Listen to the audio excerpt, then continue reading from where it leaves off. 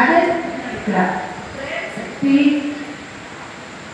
మీ క్షేత్రంలో ఎంత ప్రేమ ఉంటే అంతగా మీరు ఆశించిన దాన్ని ఆకర్షించి పొందుతారు.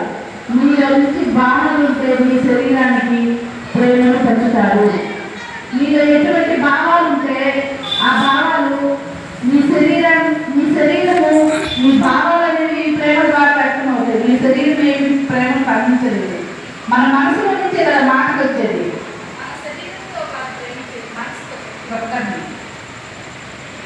మన శక్తి క్షేత్రము మన యొక్క శరీరం యొక్క శక్తి క్షేత్రాన్ని ఎంత ఉన్నతంగా తయారు చేసుకుంటే అంత ఉన్నతమైన వ్యక్తితో మనకు పరిచయాలు.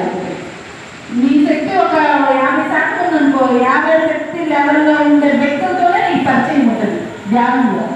అదే మన ధ్యానంలో 90% శక్తివంతులు కూడా ఉన్నారు చాలా మంది. అటువంటి శక్తివంతులతో మనం పరిచయం చేసుకుని వాళ్ళతో మాట్లాడాలి అంటే మన ఫ్రీక్వెన్సీ వాళ్ళ లెవెల్లో ఉంటే ఆ మాస్టర్లు మనతో మాట్లాడాలి. మనది చాలా తక్కువ స్థాయిలో ఉన్నాయనుకోండి మన ఆలోచన విధానాలు. వాళ్ళు మనం చూడండి మాట్లాడలేదు, ధ్యానం చేస్తున్నామని మనం చెప్పినా కూడా ఆ ఫ్రీక్వెన్సీ అందుకోలేదు. వాళ్ళ మాటలు కూడా అర్థం కావు. కొన్ని రోజులు ధ్యానం క్లాసులకు వస్తే కొంతమంది మాస్టర్ల క్లాసులు నాకు అర్థమయ్యేవి కాదు. కొన్ని పుస్తకాలు చదువుతుంటే కూడా అర్థం కాదు. ఇప్పుడు జపనీస్ బుక్ తీసుకున్నా కదా, దాంట్లో బాగా అర్థం చదివిపోయి అర్థం కావడం కాబట్టి మనకి క్లాస్కి వస్తున్నా అర్థం కావడం కానీ పుస్తకం చదవాలని ఇంట్రెస్ట్. ఎందుకు అర్థం కాలేదు?